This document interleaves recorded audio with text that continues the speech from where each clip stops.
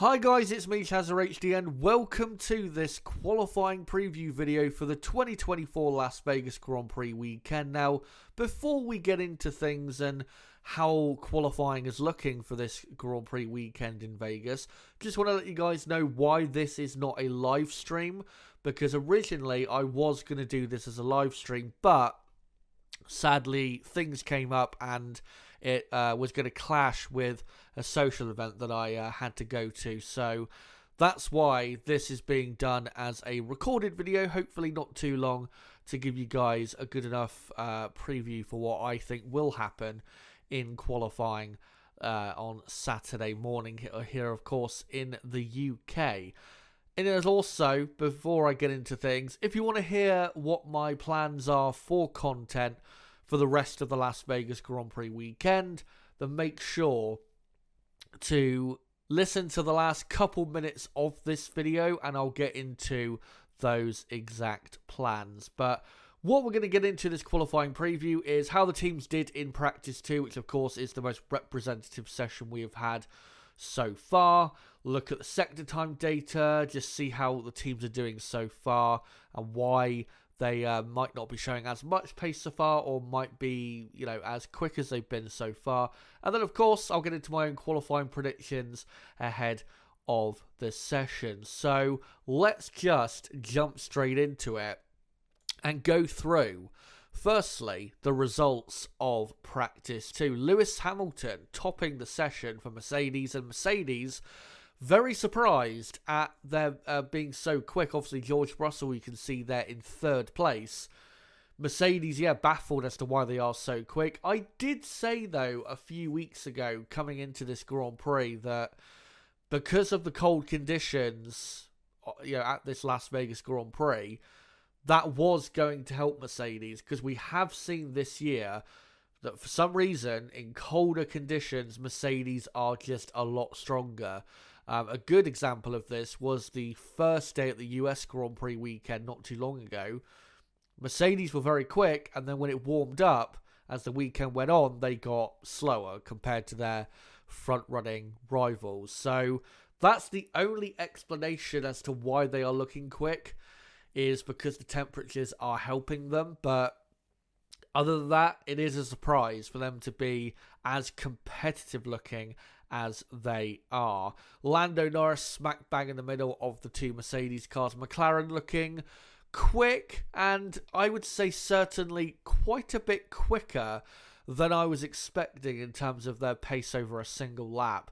Then you've got Carlos Sainz and Charles Leclerc 4th and 5th. Leclerc, I'm pretty sure, can do better than what he did there.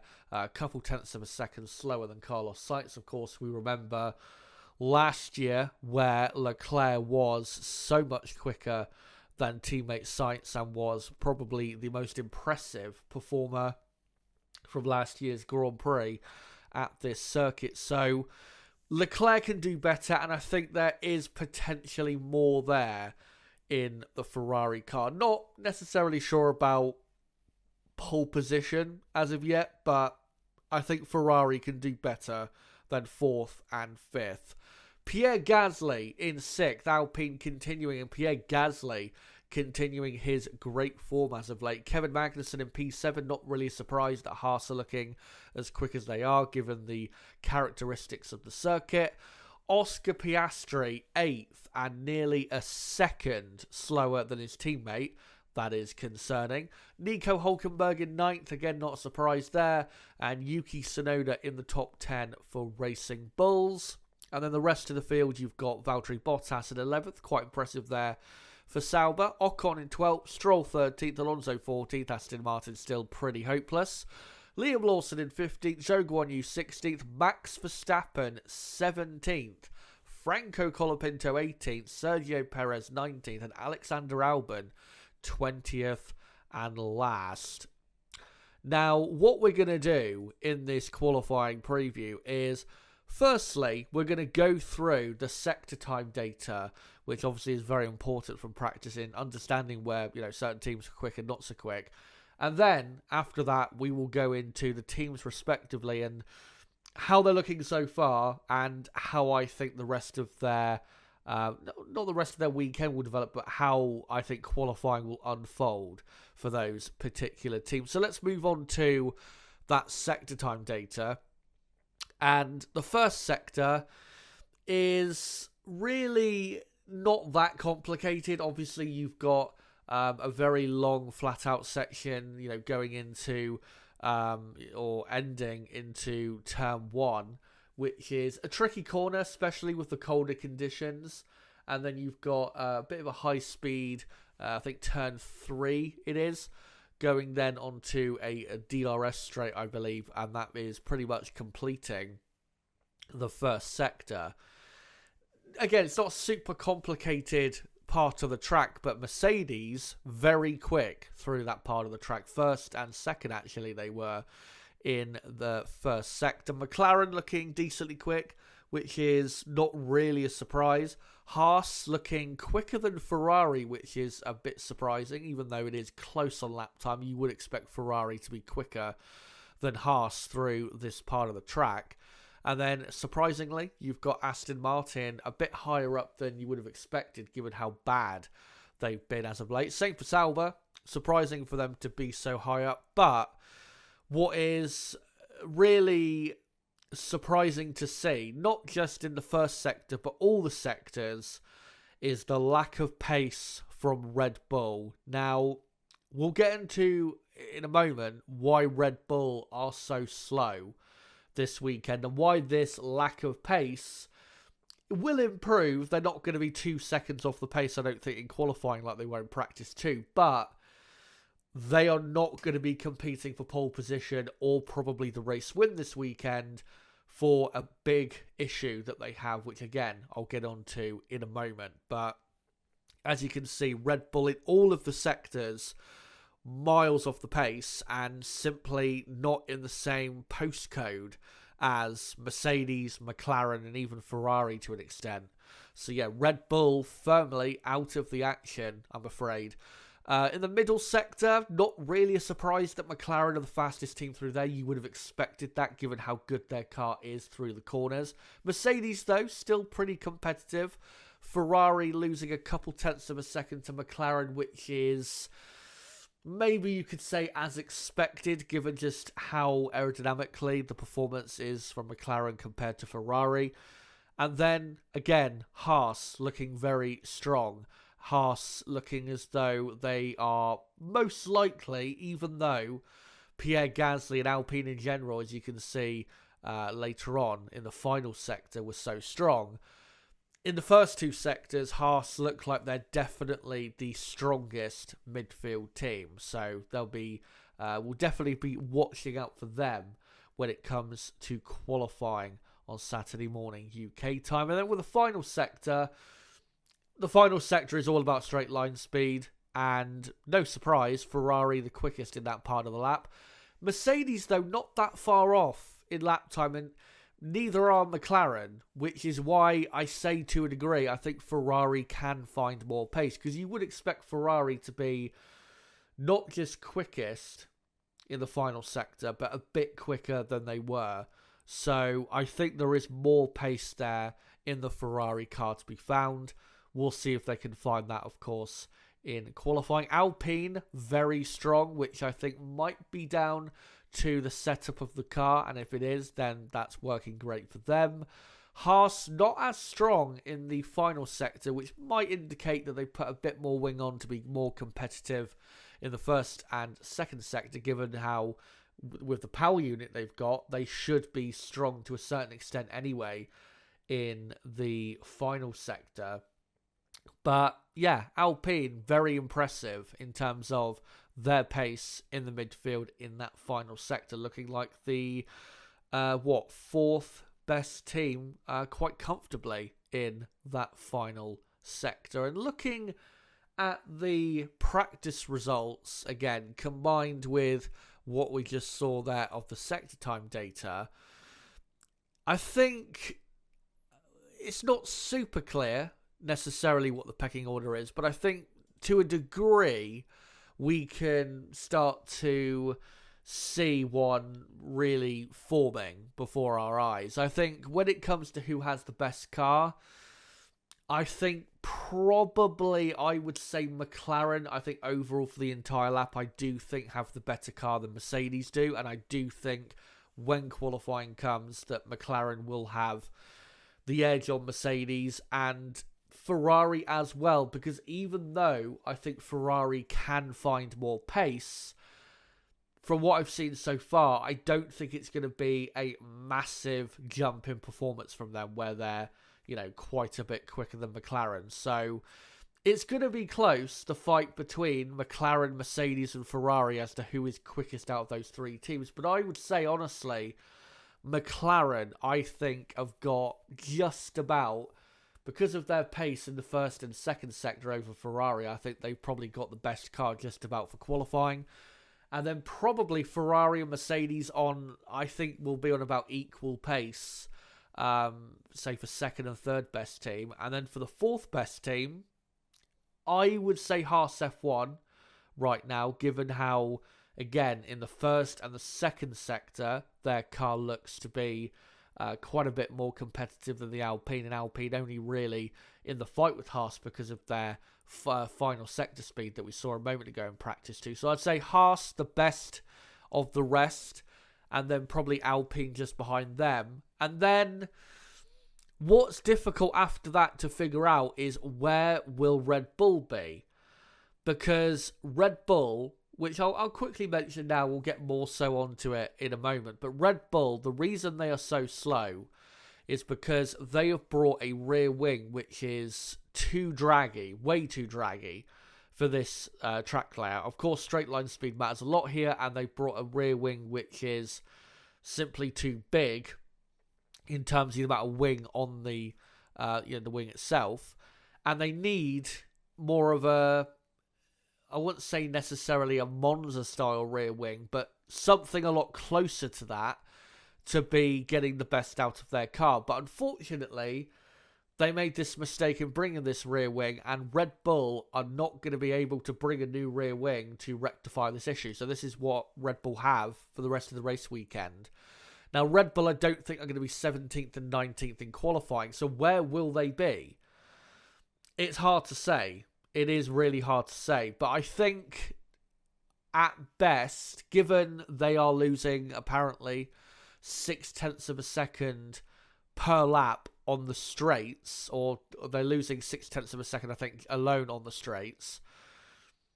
That obviously is a massive amount of lap time, and I think can eliminate them really, realistically, from being, top 10 runners in qualifying. So realistically, I don't know, 12th, 13th on the grid is probably where you would have to see Red Bull, given they've got this massive disadvantage for the rest of the Grand Prix weekend. So yeah, you'd have to put them around there, and then, Racing Bulls around them as well. And then, Sauber, obviously. Aston Martin still look to be one of the slowest teams. And then Williams, difficult to say necessarily how quick they are, but if they are quicker than Aston Martin, I don't think it's going to be by really that much in terms of lap time. So a bit harder to predict after the top 5 teams how things are going to shake out.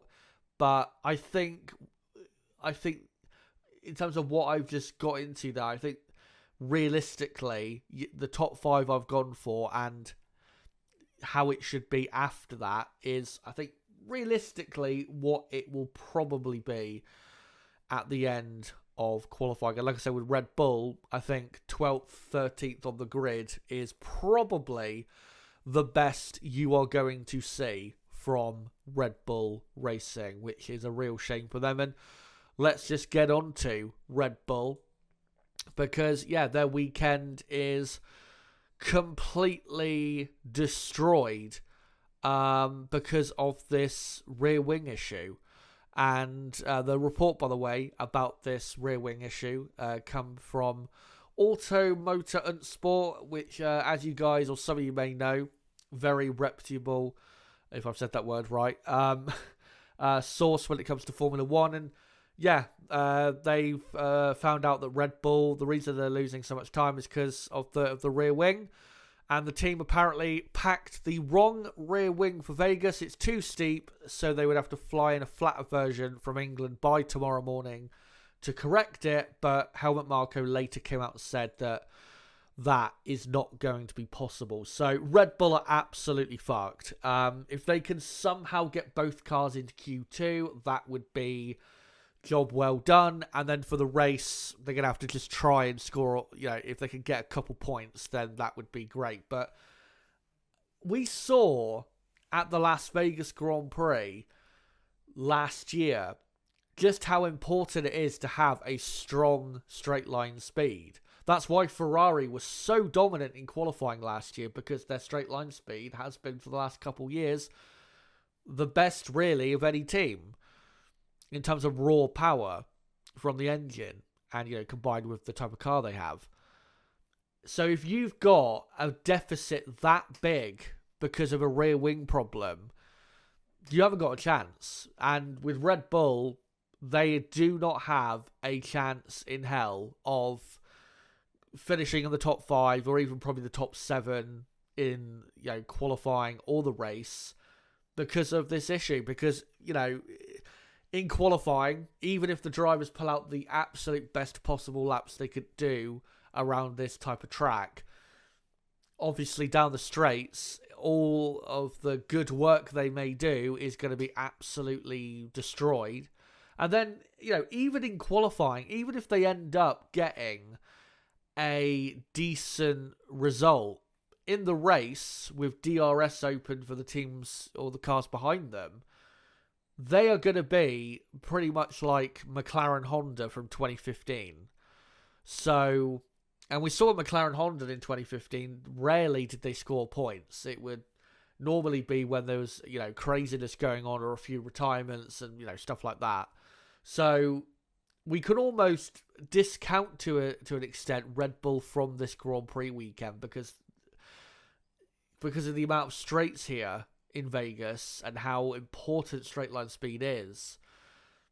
They've just thrown away the race weekend, I'm afraid. So yeah, real shame. And Max Verstappen's championship is going to have to wait, most likely, until Qatar next week, because as long as Lando Norris finishes the race on Sunday, I'm sure he'll take quite a bit of points out of Max Verstappen's championship lead, even though Verstappen, we know, is going to win the championship because the gap is too big at this point. But yeah, Red Bull are screwed. We'll go on to next McLaren, who of course are leading the Constructors' Championship. McLaren, looking at practice, they are looking, for qualifying, they're looking, I think, good enough for pole position. If you look more into the data for the race in terms of their race pace, they are not very happy with that. But when it comes to qualifying, which of course is what we're trying to talk about here, they're looking absolutely fine. The pace of the car through all the sectors is good. Even in the final sector where you'd expect them to be quite a bit weaker, they are still lapping at good speed. And McLaren are doing, they're getting the best out of their car around a track that really shouldn't suit them as much as other circuits on the calendar. So, yeah, McLaren, as long as Lando Norris at least can get the best possible lap in Q3, then I think if he's not on pole, he's going to be very, very close to it. And very likely, as long as he does do the best lap he possibly can in Q3, Lando Norris very, very, very likely to be on the front row of the grid for Sunday's race. For Oscar Piastri, not quite sure why he's so far off the pace. I know he didn't have a great Las Vegas Grand Prix last year. Can't exactly remember why that was, though. I don't know if it was because of lack of pace or it was for some other reason. But, yeah, to be nearly a second off your teammate is worrying. So we'll see what he can do. But from Lando Norris's point of view, in terms of taking advantage of Max Verstappen's issues, I know it's too late, really, in the game. But, this is a potential lifeline thrown towards Lando to keep things alive. So as long as Lando, like I said, as long as he does the best lap he can in qualifying, then pole position is absolutely there for him to take. Ferrari, again, I do think there's more there in that car. I think and they did actually, I don't know who exactly said it after, not after qualifying, after practice, but one of the drivers did come out and say that in terms of qualifying, they need to do some more homework, which I think means they need to try and find a bit more to extract from the car. They don't think they've extracted as much from the car as they can. I think that's normally what that means. So, yeah, I think there is more there, but it's hard to know at this point whether, if they can find that extra pace, whether it is pole position worthy pace. Charles Leclerc, I do think, can improve his pace because, again, we saw last year just how quick he was compared to his teammate in qualifying. It was the gap was, I think, was it half a second in Q3 last year? So we know Leclerc can be quite a bit quicker. Maybe that's the issue. But I do think, to a degree, Ferrari have not quite maximised the package for qualifying. Maybe because they're looking towards the race and trying to set the car up to be really quick in the race, which seems to be working to a degree if that is the case, because their race pace does look good. But, yeah, Ferrari, they've got a good car, but I'm not sure, again, whether it's pole position worthy. It might be more of a race-winning car this weekend than a pole position car. We'll have to see, of course, how the weekend plays out. But Ferrari are definitely contenders for pole position. There is no doubt about that. They, coming into the weekend, I thought they would have the fastest car here, and given that I think they know they can get more out of that car, it's still on the table, no doubt about it. But it was not expected pole position to be on the table for a team like Mercedes-Benz.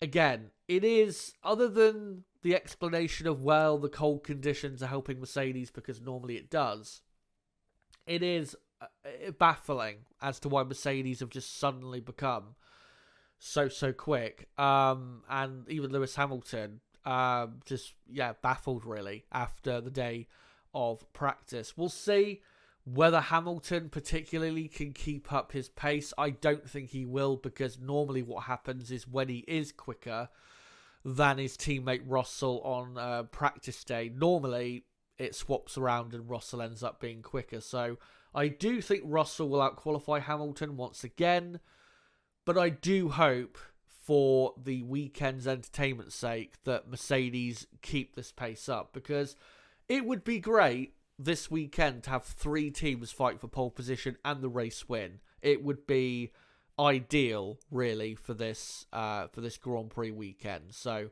fingers crossed that happens. But again, with Mercedes, we have seen this before, where they're really quick sometimes on Friday practice days, but then when qualifying comes, that pace just disappears. I remember, I think Zandvoort earlier this year, they were very quick on Friday and then were over half a second off pole position. And even if you go back again to the US Grand Prix, very quick on Friday, and then on Saturday, they look like a midfield team. So we need to be cautious, I think, with Mercedes-Benz, given their record as of late. But let's go on to the midfield teams. Haas F1 looking very good. Again, their lack of speed in the final sector in practice might be due to putting a bit more wing on the car just to help them in the first and second sector, which would be understandable. And my expectation still is that they will be best of the rest in qualifying and probably in the race as well. So watch out for both Magnussen and Hülkenberg. Really, as long as both drivers nail their laps in qualifying, they should both be in Q3, especially with the Red Bulls hampered as much as they are. Alpine, with Pierre Gasly looking very good, which is good to see. With Esteban Ocon, though, even though, of course, he was on the podium in the last Grand Prix in Brazil, Ocon, once again, compared to Gasly as of late, miles off the pace in qualifying. So, yeah, I don't really know what to say to that. So yeah, Alpine, they look very good with Pierre Gasly, look like definite top 10 runners, and I think Gasly probably will make the top 10. But with Ocon, again, just a bit baffled as to why he's in the dry as of late, just been so far off the pace. I know, of course, he's leaving the team and Gasly's staying, so maybe that has something to do with it, but yeah, it is, it is baffling as to why that is happening. Aston Martin still look terrible. I don't see them in the top 10 at all at any point of the weekend. They're just desperate for the season to end, especially with how you got Alpine and Haas not that far behind them. Really not that far behind them. I think Alpine, was it less than 40 points behind Aston Martin? So who knows what could happen in these final 3 races. Remember as well, we do have a sprint race in Qatar next week. So Aston Martin could be under threat for losing their 5th place in the championship, which if that happens, just caps off an absolutely embarrassing year for Aston Martin. Racing Bulls, they're looking decent, but I'm not sure if they're definite top 10 runners. It's going to be close between, Tsunoda, Gasly, obviously one of the Haases, Ocon as well. Maybe even Valtteri Bottas if we can keep up that pace in the Sauber. Yeah, it's going to be close. I think I wouldn't be surprised if Tsunoda makes it into the top 10, but it's not as sure of a thing as, say, Magnussen or Gasly or maybe even Hulkenberg making the top 10, because the car isn't as good by the looks of it as Alpine and Haas. And then you've got, Sauber looking a bit better than expected, which is good to see, but I'm not sure whether they will actually keep up that performance for the rest of the weekend, so we'll have to see how that goes. And then Williams, because Alex Albon only did 4 laps in Friday practice, we don't really know, or Friday practice 2, we don't really know, what the true pace of the Williams is. But by the looks of it, I would say probably not top 10 material, at least in qualifying trim.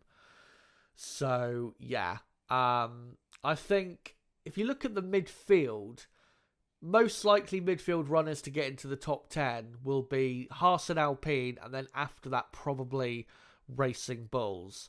We'll see, of course, though, how it all plays out. But those are all the teams and my thoughts going into qualifying about all of them. Let's, though, finish this off by going through my predictions for qualifying in Las Vegas. So I'm going to go with Lando Norris just about taking pole position for McLaren. Even though Lando, in the races, we know he's been absolutely terrible and he's been performing poorly, and that is a fact. In qualifying as of late, he has been very consistent, and he has been also consistently getting the best out of the McLaren car. So most likely, I think, given that realistically Mercedes' pace will drop off to a degree, I think McLaren will get pole position with Lando Norris. And then second, I'm going to go Charles Leclerc, not very far behind. Ferrari definitely will fight for pole, but I just don't think have enough for pole position. And then in third, I am going to go for George Russell. Mercedes will be competitive in qualifying. They're not going to completely fall off a cliff, but I think Russell will still be the main man for Mercedes, as he normally is when we get into actual competitive sessions.